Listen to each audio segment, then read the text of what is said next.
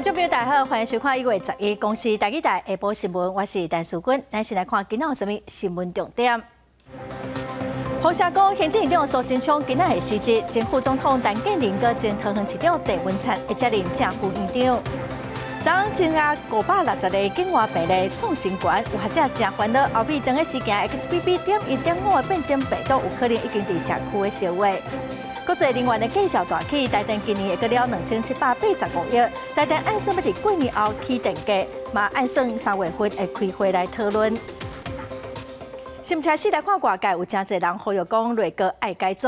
洪社讲，行政院长苏贞昌今仔会辞职，由前副总统陈建仁接院长，前桃园市长郑文灿会接副院长。大多数的民进党的立委拢认为讲，安尼会当开创新局。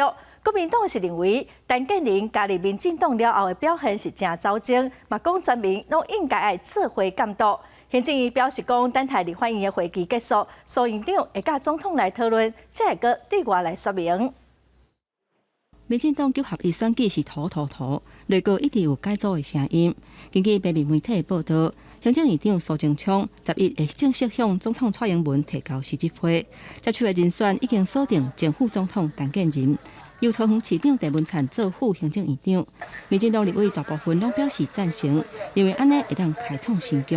我未来是陈建仁前副总统和我们的郑文灿前市长，那可以说是信赖加圆融的组合。我想他责无旁贷，他的下台是一个展现政治负责的一个最高的一个精神。不过苏贞昌敢是伫11要请辞，民进党团要是讲无接到任何消息。不过国民党团已经召开记者会，质疑陈建仁进前甲高端护航，加入民进党了后的表现是真离经，会加强检视。公布之后，我们希望全民一起来检视他的荒腔走板的相关做法。我们党团绝对强力执行。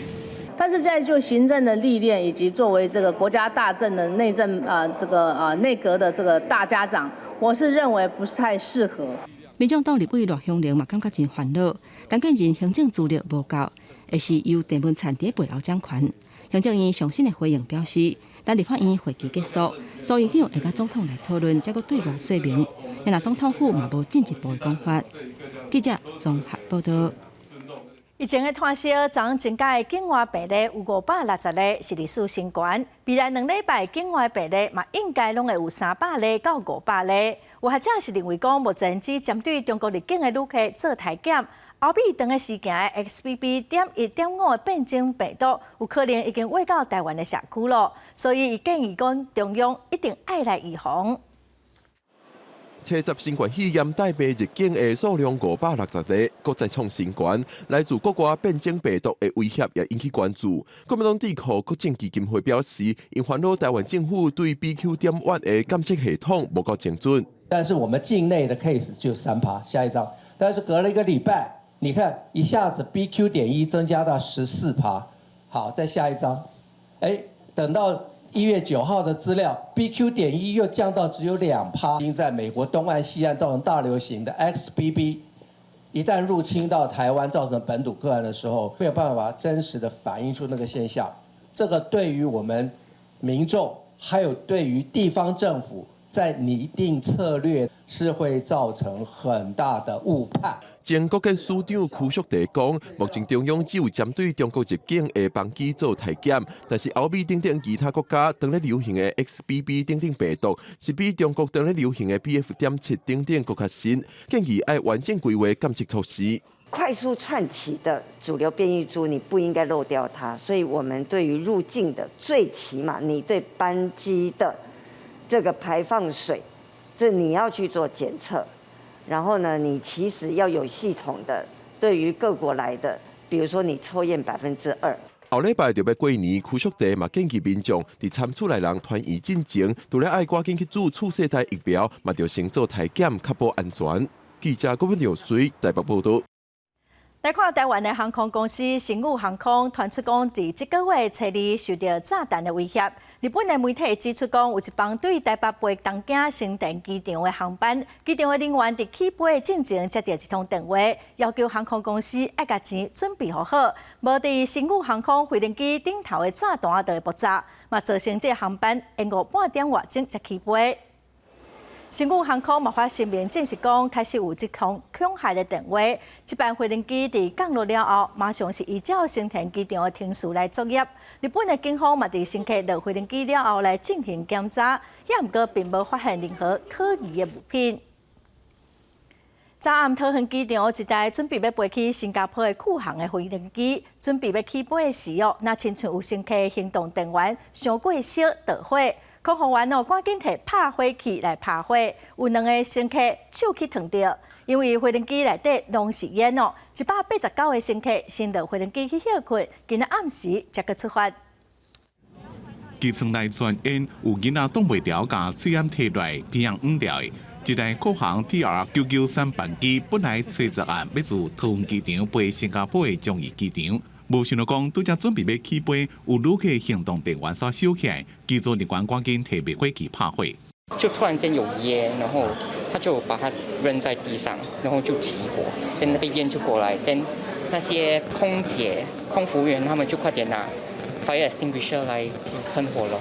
这件意外造成2位港机的旅客枕头啊轻度烧伤，飞机随回头到登机口初步处理了，无需要送机。问过旅客意见，受伤的旅客要继续坐飞机，不过另外6位旅客不爱坐啊，由航空公司安置。不过塔台因为安全的考虑，不准这台班机起飞。国航安排全机189位旅客退关。国航的服务员马上就很快的拿着那个灭火器就喷一喷，就灭了。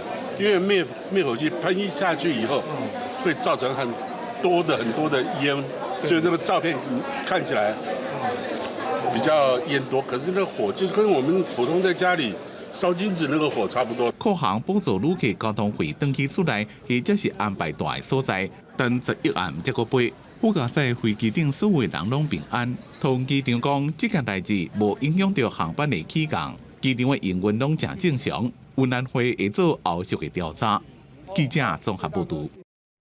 苹果新闻网伫去年9月份换头家，改名做一平新闻网。经营无到5个月，真侪员工总收到裁员的通知，讲前50个同业员工，公司会提供大约6个月薪水的资遣费。因为目前大约是有200外的员工，台北市劳动局是表示讲，目前嘛还未收到大量解雇的计划书，会继续来关心，嘛要求业者说明。新聘这些被裁员的员工会在9月1号的时候加入新的公司，的确是完全独资。苹果新闻网伫去年8月底收单，甲所有员工自遣，由企业家潘克贤成立一碰新闻网，聘请这个员工。不过营运到达无到5个月的时间，真侪员工伫初10向收到裁员的通知。公司以符合市场需求、甲国际变化、组织架构需要改变为理由，提出合意离职等等的方案。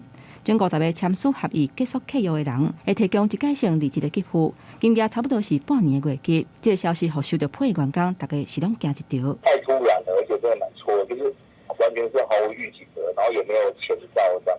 说实话，我觉得他们应该是在规避一些法律问题，让非自愿离职的去抢这50个名额，其实真的很不合理啊！就基本上是没有在善待员工。劳动部了解了后，强调这间公司的员工差不多有200多人，目前有甲台北市劳动局保持联络，确保员工的权益。台北市劳动局表示，员工若是接受合意离职，大量公司头路的情形都未成立。有跟劳动局都有保持联络了。这家公司现在掌握是说，它员工人数有200多人。依照我们大量解雇劳工保护法的规定啊，60天内会解雇超过1/4。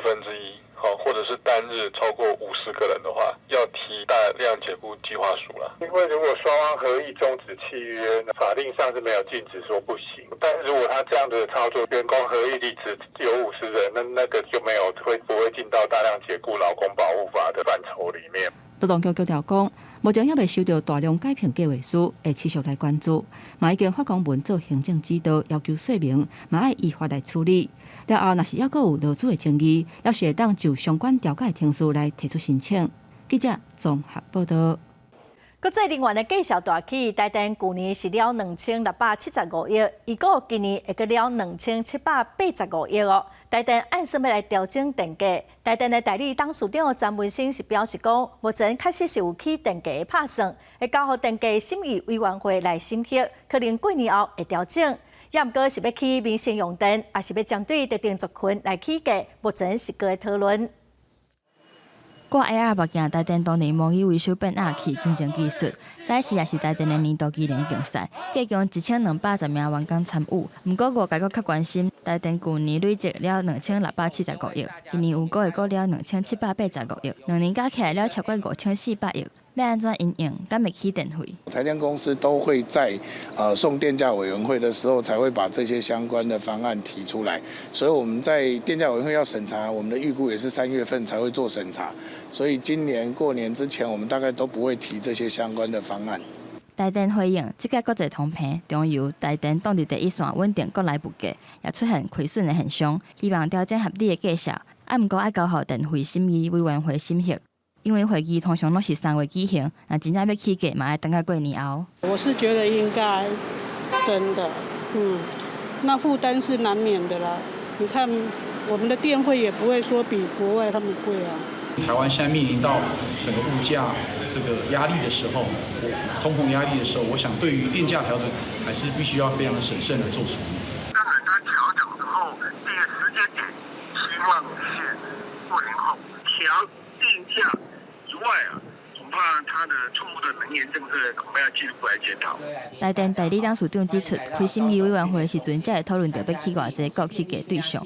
不过，立委拢建议莫造成民众上大的负担，会当为用电大户或者是小可调整来思考。然后民众认为，通膨是国际的趋势，虽然起价负担变重，也毋过是合理的现象，支持起价。记者王刘婷、面交款高雄报道。今年开始，公家的托育人员、佮幼儿园教保员的薪水拢有调整，也毋过准公共化幼儿园的教保员薪水只增加1000块尔，起薪嘛只有3万块。有真侪教保团体是指出讲，薪水上过低咯，人是真歹找，流动率嘛是真悬。嘛讲政府会当来补助，直接帮教保员加薪5000块。薪资3万太低廉，教保缺工真可怜。儿童教保联合总会几落个幼教团体，随立委黄国书登前，因讲准公共化幼儿园的教保员起薪2万9，真无简单，等到今年调薪线干那1000块。所有的人员很大的异动，找无人，找无工，最后呢，就是要找代理代课。如果你一个幼儿园的老师一直在换工作，一直在找工作，然后骑驴找马的话，在这种情况之下，孩子也没有办法得到很好的受教。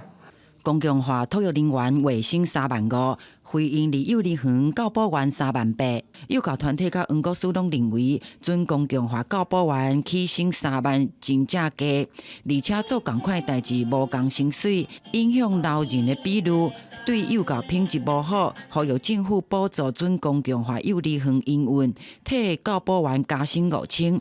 国教署回应，准公共化幼儿园甲非营利幼儿园定位无同，伫薪水收费甲会计师差额拢无同。非营利的部分，因为它必须接受政府的监督，因为政府它有投入大量的经费，所以它的检核的密度也高。那如果今天大家诉求是说希望两个去做比较薪资，那在相关的机制上是不是要等同去做处理？我想这个部分是值得研议啦。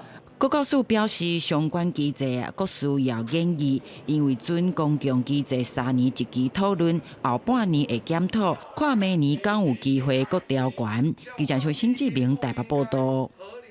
中国疫情的管辖煞解除封锁，开放民众出国，所以有真侪国家特别针对中国入境的人有特别的防疫措施，也是讲爱做体检哦。和中国政府是真不满，昨嘛宣布讲要停止发短期的签证，和南韩甲日本的民众。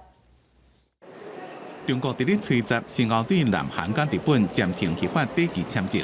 对南韩，中国讲这项措施会根据韩国取消对中国的技术性入境限制，再做调整。 국제사회와 투명하게 관련 정보를 공유해왔고 중국 측과도 계속 소통해 오고 있습니다. 그리고 또한 우리 정부는 이러한 입장을 외교 채널을 통해 중국 측에도 계속 전달하고 소통해 온 바 있습니다. 日本共同社报道，中国官方并无说明理由加暂停的期限，也无回应停发签证的做法。少数国家罔顾科学事实和本国疫情实际，仍执意针对中国采取歧视性入境限制措施。对此，中方坚决反对，并采取对等措施，科学适度制定防疫措施，不应借机搞政治操弄，不应有歧视性做法。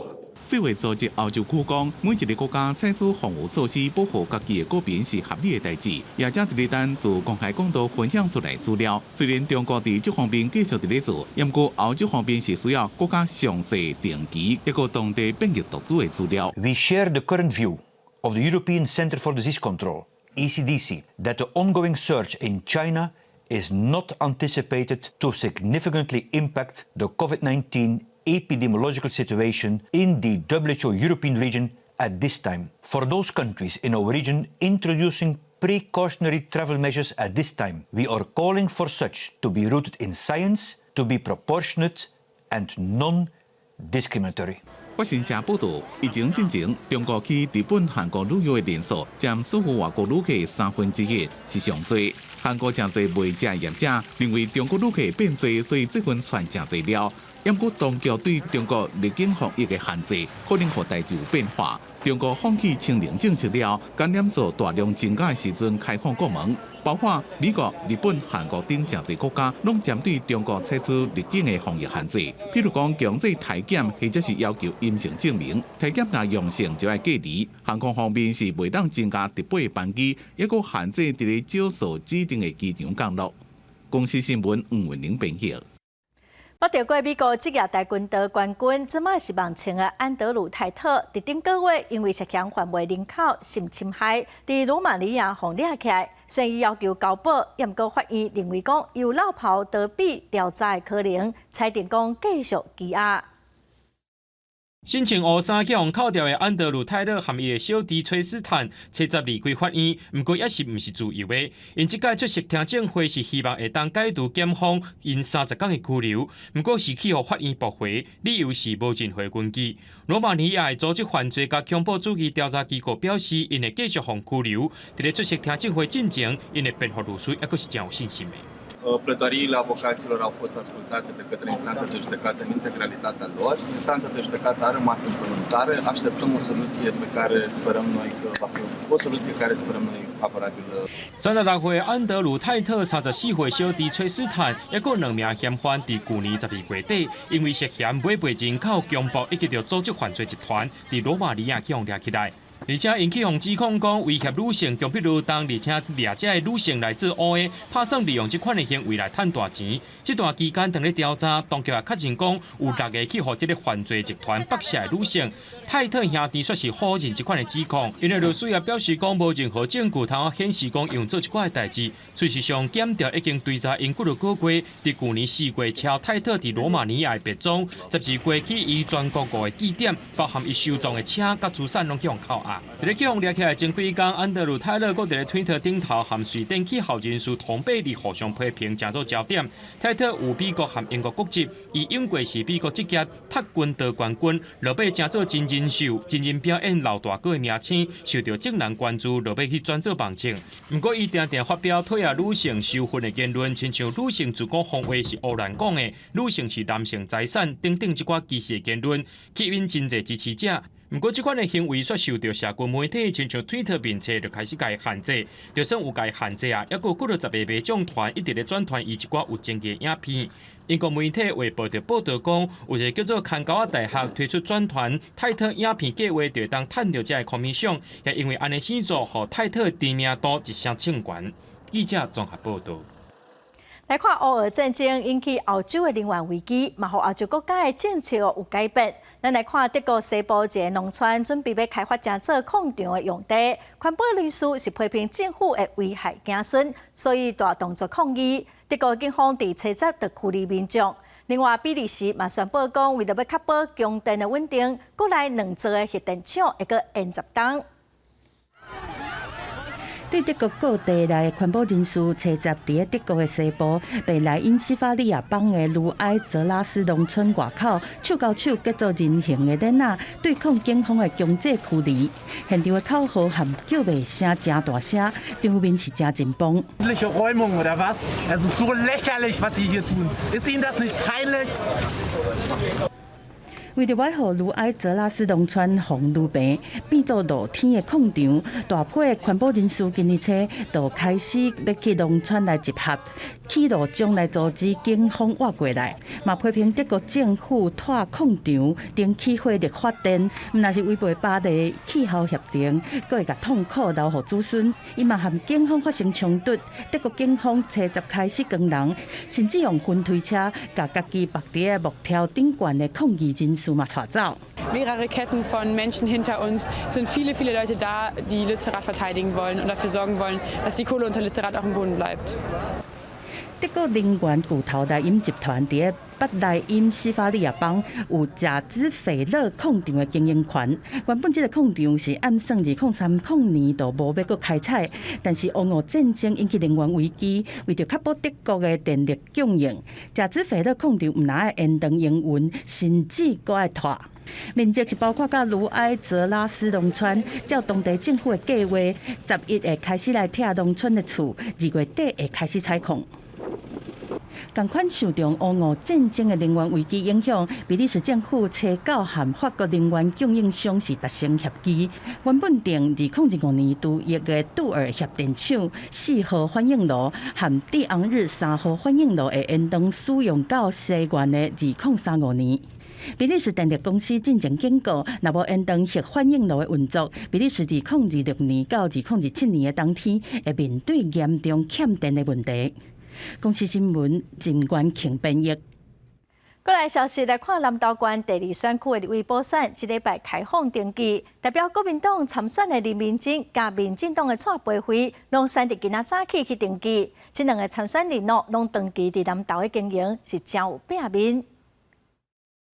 林明珍当选，林明珍当选。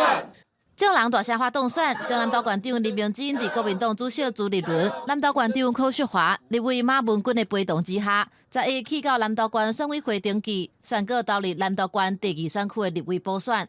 9合一大选了后，国民党搁再赢台北立委补选，71岁林明珍又搁出来接，唔但要为地方争取预算，搁要收掉国民党连续胜利的气势。担任17届、18届的立委我大概争取从中央争取的经费统计将超过209亿我一定会尽我的力量从中央搬经费下来，给我们的许县长好好的建设我们南投县。林明珍是对南投最了解、最有贡献，也能够立刻上手的最好的我们南投补选的立法委员。顾南投做伙拼，顾南投做伙拼。话讲要顾南投做伙拼，从行政院中部联合服务中心的执行长蔡培慧，也选伫同一日由共党的立委罗美玲，各地方党内的人做伙去登记参选。蔡培慧拄伫县长的选战中失败，毋过互看做是绿营当地少数有知名度而且会使随战的人。伊表示会继续走基层，搁来战，有信心会当为民进党赢一场。我觉得这个立委的重担，为了地方打拼，就交给蔡培慧。蔡培慧专业、骨力、认真拍拼。我跟大家说，蔡培慧为艰苦人发声，蔡培慧为地方经济拍拼，蔡培慧说到做到，站在一起。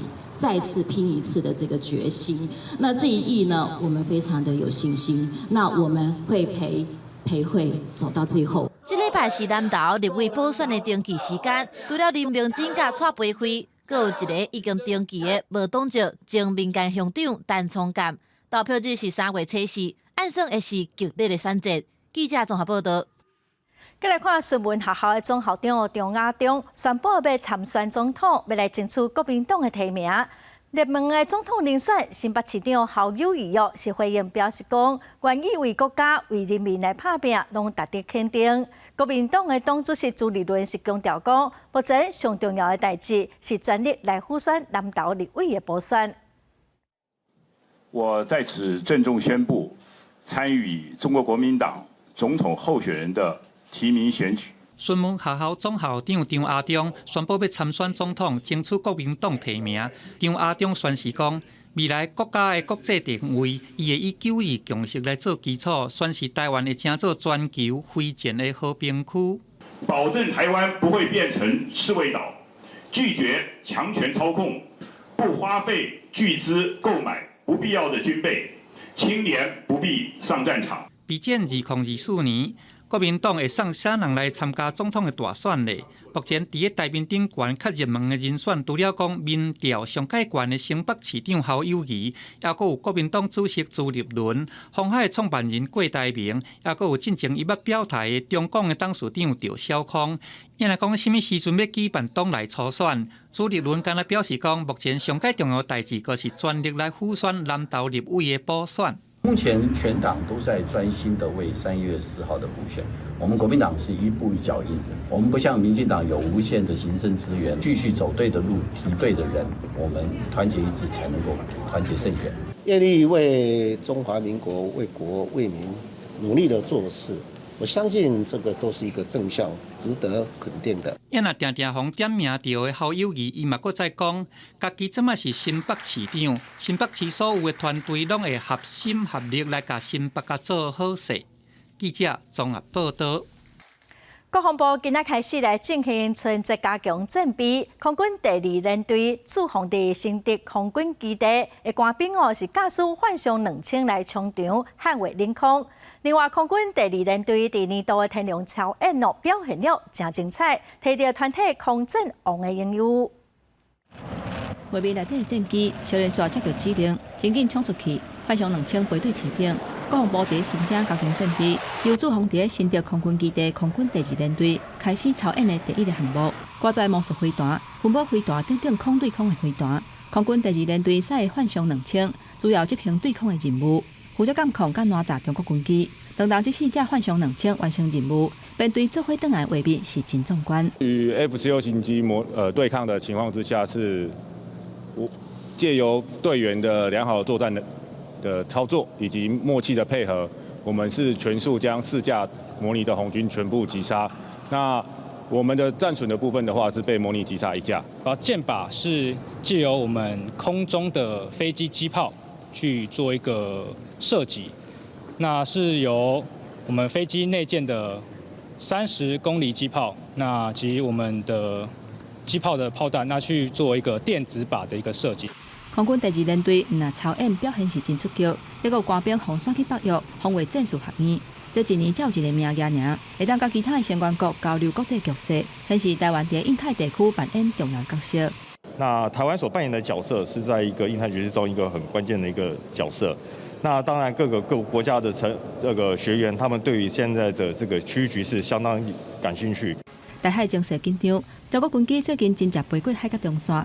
出现伫北部空袭的频率增加，针对这点，空军表示会依次振奋本部，来迎接旧历过年，卖持续捍卫领空，让百姓安心过好年。记者综合报道。105年开工的安溪轻轨今年会当通车咯。交通部会伫这礼拜六来进行勘验，通过话就当发营运许可。新北市政府表示讲，望讲会当拼伫过年前通车。工作人员伫安溪轻便铁路14场站附近继续施工。安溪轻便铁路已经伫去年12月11日办理初勘，若要完成改善事项，报请着交通部搁再来会勘一届。这礼拜六会勘完成了后，若准改善事项有完成，就会当摕到交通部的营运许可啊。我是觉得很方便因为到安坑一下下就到了。对，就是如果是住那边的话，来这边会很方便。它很麻烦，它不是要到大坪林吗？对啊，然后还要再换，然后上班的地方在蓝线，那这样多换2次，其实还不如搭公车可以站到。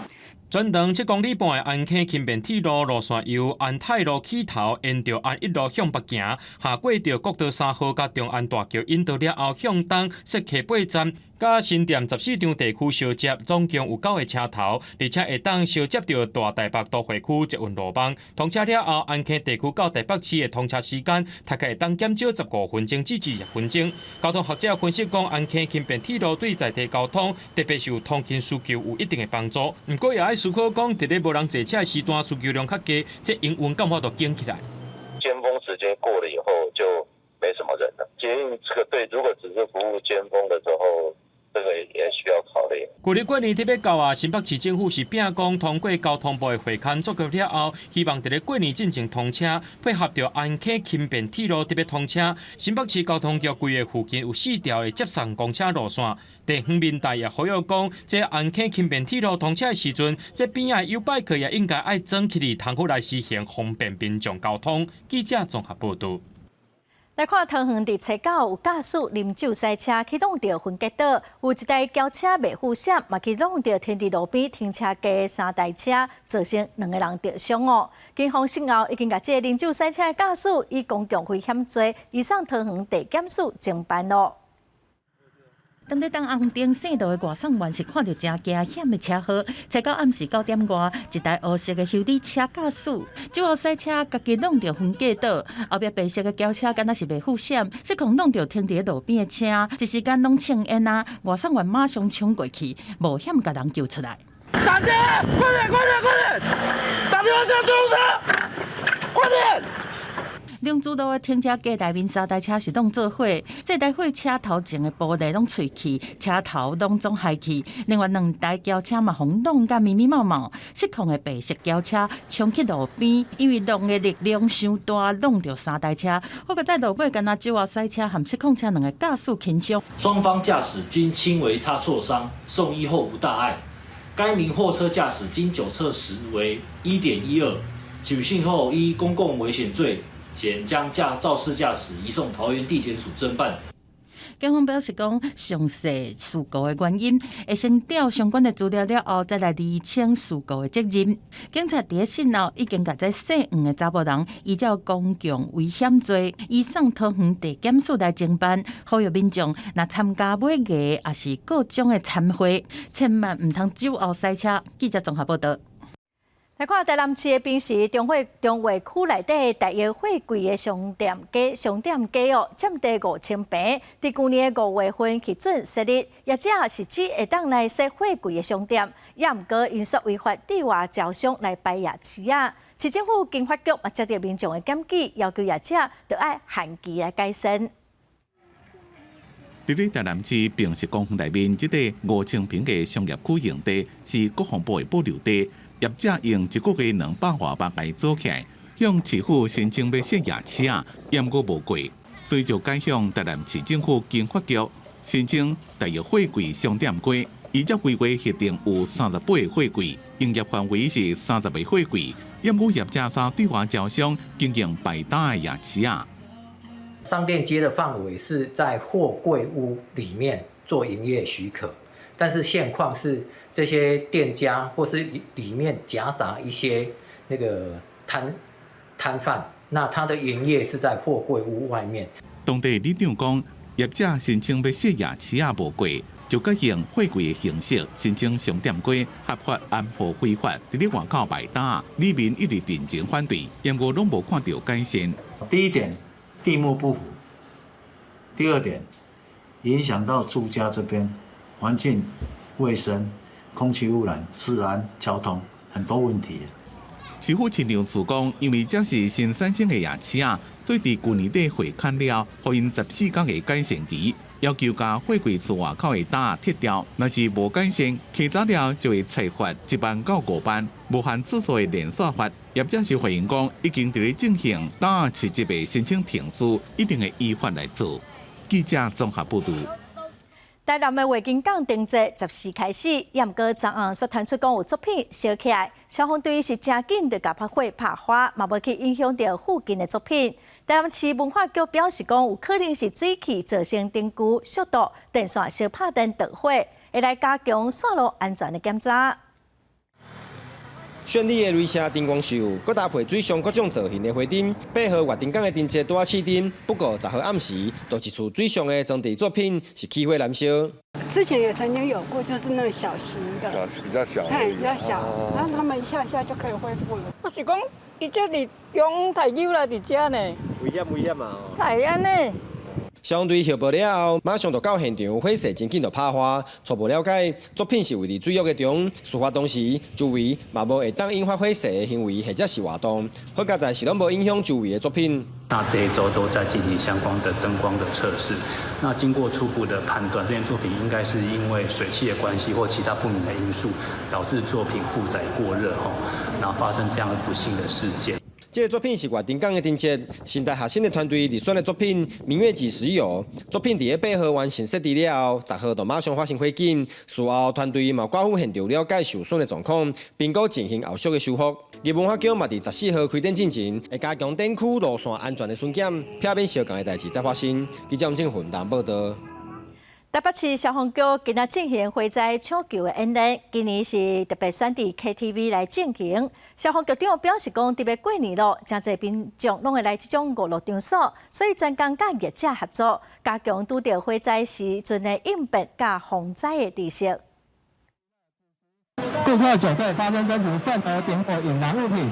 就啉落一个无欢喜尔，独工放火，现场的火是烧甲真猛。救援人员到现场，赶紧把铁门击互开，入去内底抢救。参自售开口，部署水线进入抢救。消防水车、分推车就定位，消防员布水线拍火，引导民众避难，把受伤的人救出来，甚至有救援人员受伤，救出来了后先给治疗。消防人员合力将消防人员的装备脱除。加在这个火下，不是真正出代志，是台北市消防局举办灾害抢救演训。甲演过无共款，这个演习的场所特别选伫 KTV 来进行。我们也希望透过这样子的演练的方式，让人员能够在防灾，或者是说在跟消防队的配合，能够默契能够更加的提升。新正就要到亲像 KTV 等等的娱乐场所，一定会有侪人阵，相关的防护也有阴影，都要特别注意。那我们担心的是说，这个场所它2-3年来没有比较深入的演练或进行整备我们担心在消费的时候对于有一些的状况它本身的处置上面会松散，或者是说会忘记。强化甲业者的合作，在面对紧急的状态，就会当随时来应对，确保民众的安全。记者综合报道。人力银行的调查发现，讲有9成爸老公过年无想要休困，想要加班赚一寡外劳啊，这个比例嘛是15冬来的新高。因为今年过年是休困10天观光业、服务业是拢正欠卡手，所以赚外劳的机会应该是袂少。旧历春节就要到回伫疫情解封了后，就算是平常时伫化假、年货大假，人客甲10通买起拢真旺，也拢找做3工的人来斗3工。如果做个什么10天之类，可能也有1000还是2万多这样。赚完，然后呢就花过年，然后过年后继续花。根据人力银行调查，9成爸老公甘愿牺牲甲亲人团圆的时间，用过年期间赚外劳啊比例创15年来新高。主要是旧年无加薪水，加薪欠钱手头闲，甚至烦恼过年了后会被裁员。春节期间有42%的企业表示有所谓的这个兼差人员雇用的一个这个需求，那最高的时薪上限达211元，是基本工资的这个1.2倍。专家认为，疫情解封甲连假10天，互观光业、服务业甲外送这产业正欠人，赚外劳的机会也增加。尤其去年受疫情甲俄乌战争影响，通货膨胀严重，劳工手头闲，搁要开钱准备过年，互春节赚外劳的意愿也提高。涉及到好几个因素了，一个是疫情之后了，市场的变化了，很多业者找不到工人嘛，那临时工的这个工资也上升了，那个大概都是打临时工了，赚一些钱过年了，年不好过吧。各个事业单位它的出勤、营运方式和排班方式有很多元的不同，由劳资双方来做协议协商，个案上面会有一些差异。如果是国定假日，不管是调仪实施的，或者是补假的情况下，在国定假日的性质下，那就是加倍发给工资。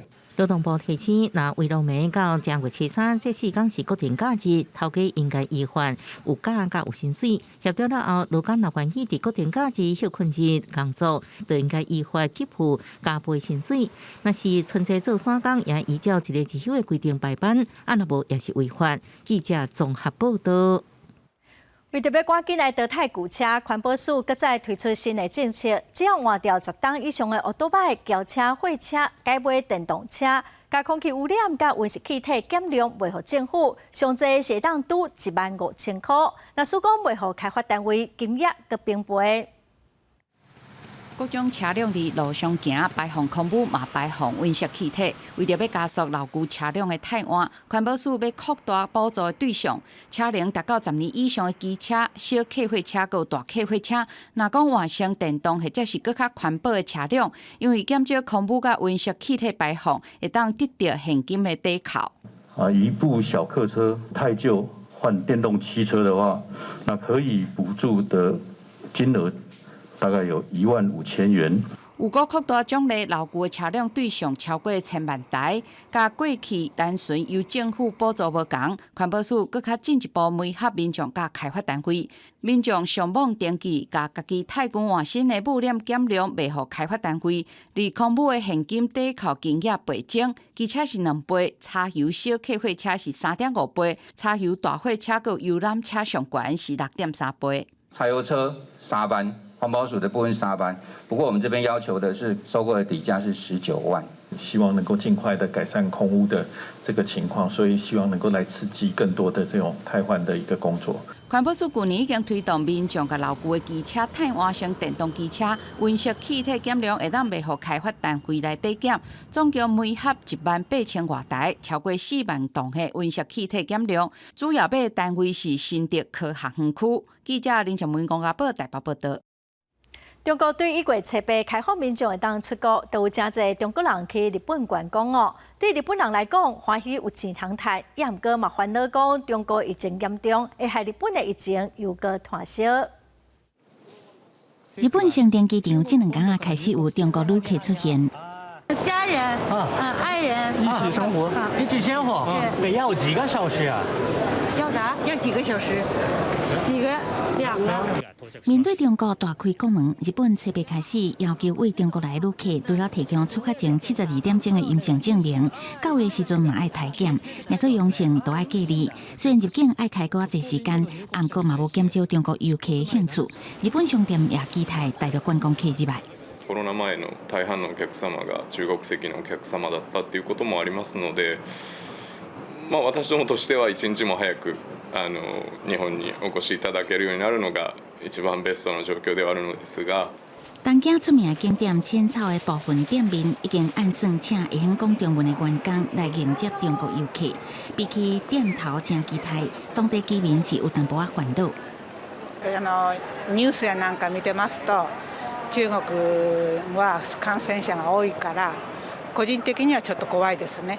ちゃんときちんと陰性証明など検査などを行って来てくださるので、かえって安心しています。日本旅行业协会是讲，国内确实有烦恼中国疫情会拖到日本的声音，不过政府敢若讲中国的游客检疫无科学的部分，因是希望官方赶紧解除大陆观光客入境限制，通加速观光产业的繁荣。公司新闻齐婉玲编译。下晡的天气，咱来看各县市详细资料。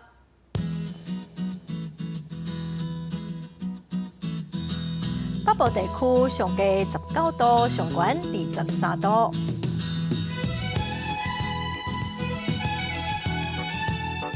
中部地区上低29度，上悬24度。南部地区上低21度，上悬26度。东部地区上低20度，上悬23度。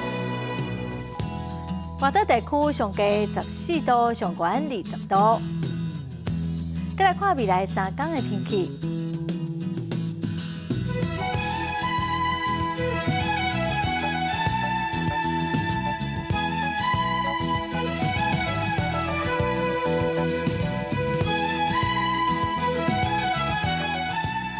感谢观众朋友收看《公司台语台下晡新闻》，我是陈淑君，明仔载下晡3点咱再会。